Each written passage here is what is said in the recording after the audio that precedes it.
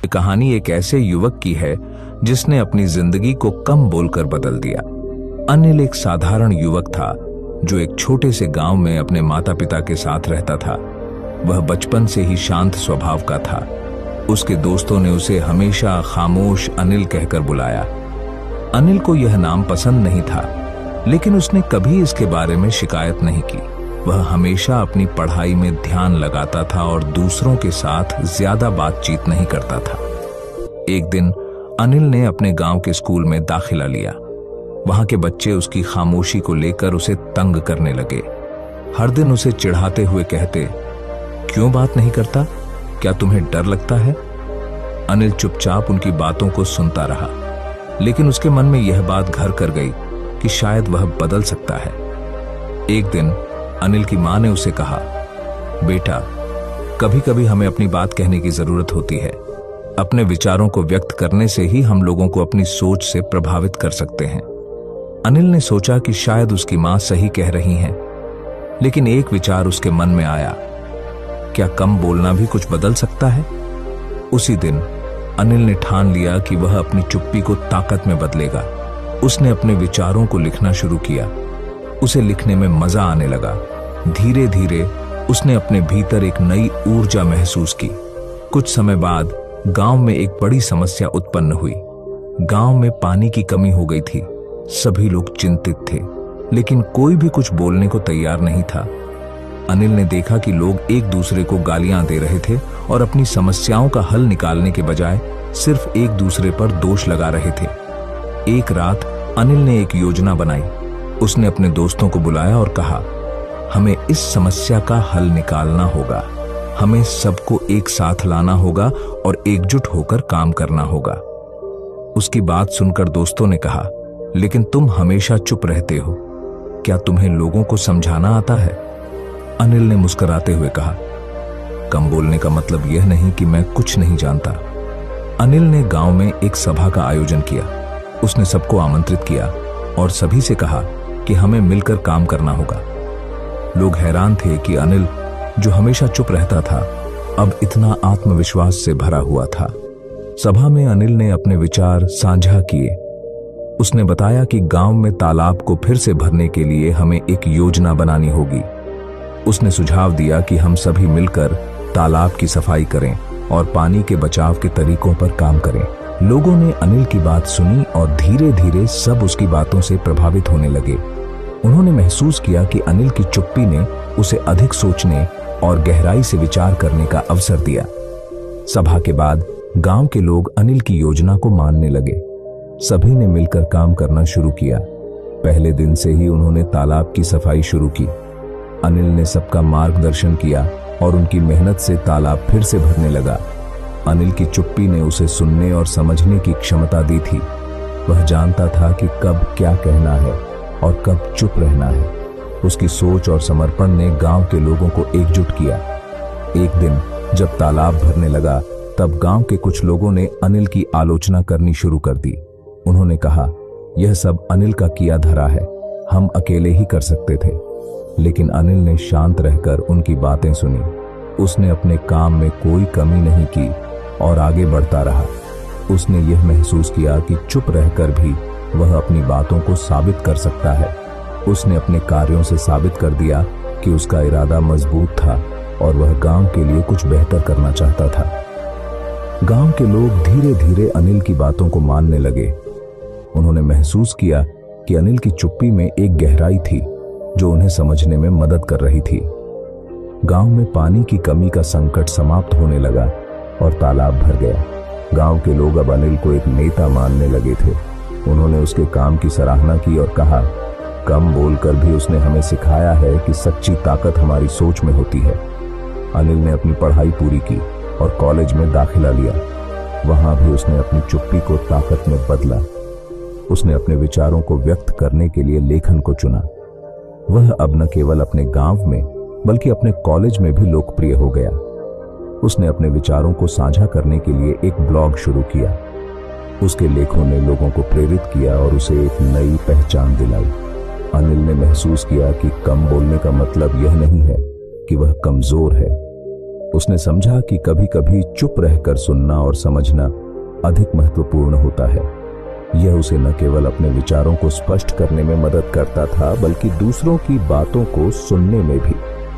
अनिल की कहानी हमें यह सिखाती है कि हमें कभी कभी कम बोलने का साहस दिखाना चाहिए।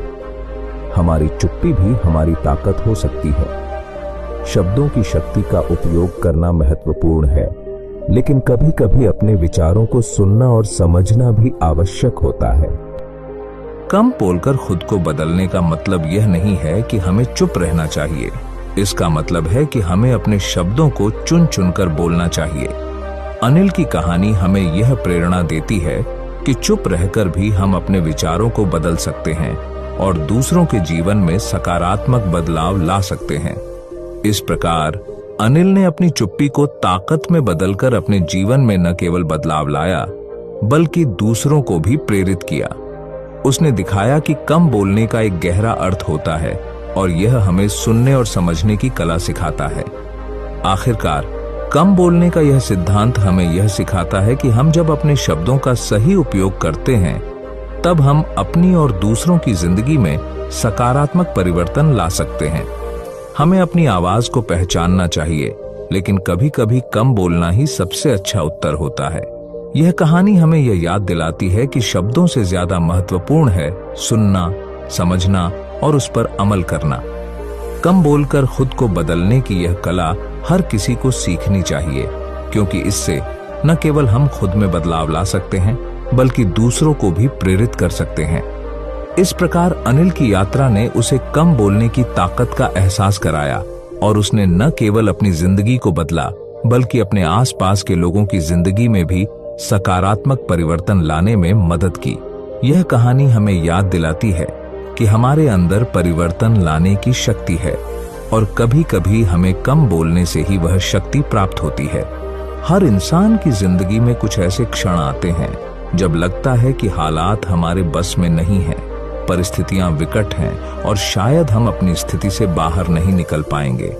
कई बार लोग अपने जीवन को ऐसे ढांचे में कैद कर लेते हैं जहां वे परिस्थितियों के हाथ में खुद को छोड़ देते हैं, लेकिन जो समझता है कि सब कुछ हमारे मन का खेल है, वही बदलने की राह पर चल पड़ता है। इस कहानी में हम एक ऐसे युवक की यात्रा को समझेंगे जिसने अपने जीवन को बदलने के लिए अपने मन के खेल को समझा और उसे नया मार्ग मिला। रोहन एक छोटे से गांव का युवक था। वह साधारण किसान परिवार से था और जिंदगी की चुनौतियों से रोज दो चार होता। उसकी जिंदगी में संघर्ष का एक अहम हिस्सा था, लेकिन उसमें आगे बढ़ने की लगन भी थी। लेकिन यह लगन उसके मन की अस्थिरता और नकारात्मक सोच के सामने अक्सर फीकी पड़ जाती। रोहन का हमेशा से सपना था कि वह अपने परिवार को गरीबी से निकालकर खुशियों की दुनिया में ले जाए, लेकिन मन में हर बार एक डर रहता, क्या मैं सच में इस लायक हूं? रोहन की जिंदगी में एक दिन ऐसा आया जब वह हर तरह से हताश हो गया।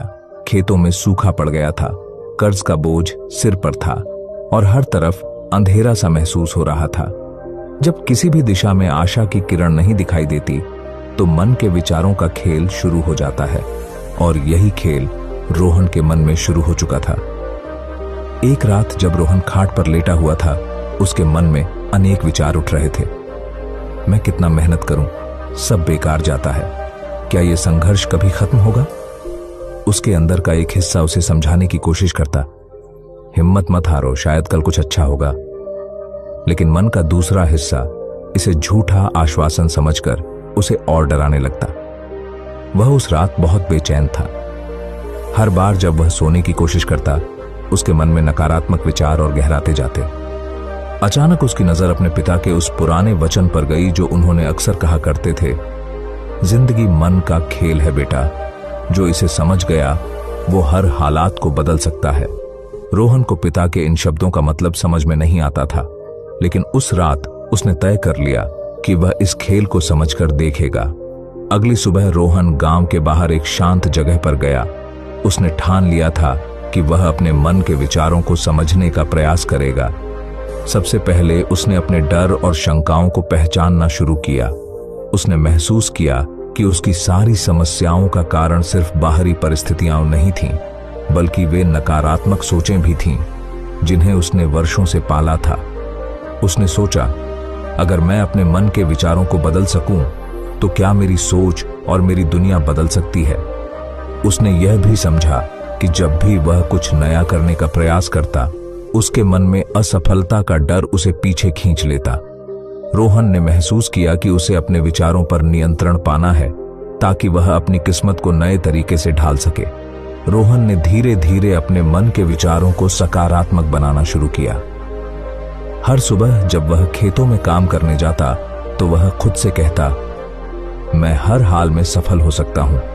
यह मेरा मन है जो मेरी दुनिया को आकार देता है। उसने मन में नए सपने और लक्ष्यों को जन्म देना शुरू किया। जो सोच पहले उसे कमजोर करती थी, अब वही सोच उसे ताकत देती थी। कभी कभी राह में मुश्किलें आती और उसका मन फिर से हार मानने को कहता, लेकिन अब रोहन ने अपनी सोच को अपने पक्ष में करने की कला समझ ली थी। उसने खुद को भरोसा दिलाना सिखाया कि हर मुश्किल अवसर के साथ आता है। धीरे धीरे उसने अपने अंदर एक ऐसा आत्मविश्वास विकसित किया जो हर तरह की मुश्किलों से बड़ा था। अब रोहन अपनी जिंदगी को अपनी शर्तों पर जी रहा था। उसने धीरे धीरे कर्ज उतारना शुरू कर दिया, खेती में नए नए प्रयोग किए और गांव के दूसरे किसानों के साथ मिलकर एक समूह बनाया, जिससे सभी की आमदनी बढ़ने लगी। उसने समझ लिया था कि जो अपने मन के खेल को समझ जाता है, वही असल में बदलाव ला सकता है। समय बीतता गया और अब रोहन सिर्फ अपने लिए ही नहीं, बल्कि पूरे गांव के लिए प्रेरणा बन गया। लोग उसके पास आते और उससे पूछते, तूने ये सब कैसे किया? तब रोहन मुस्कुराकर कहता, जब मैंने अपने मन का खेल समझ लिया, तभी मैं खुद को बदल सका। जो इस खेल को समझ गया, वो सच में बदल सकता है। इस कहानी से हमें यह सीखने को मिलता है कि जिंदगी के हर पहलू में मन का खेल सबसे महत्वपूर्ण भूमिका निभाता है। जो अपने मन के विचारों को समझकर सकारात्मक रूप से बदलने में सफल हो जाता है, वही अपनी दुनिया को भी बदल सकता है। हर व्यक्ति के अंदर इतनी शक्ति होती है कि वह अपनी समस्याओं का समाधान निकाल सके। बस जरूरत होती है अपने मन के खेल को समझने की।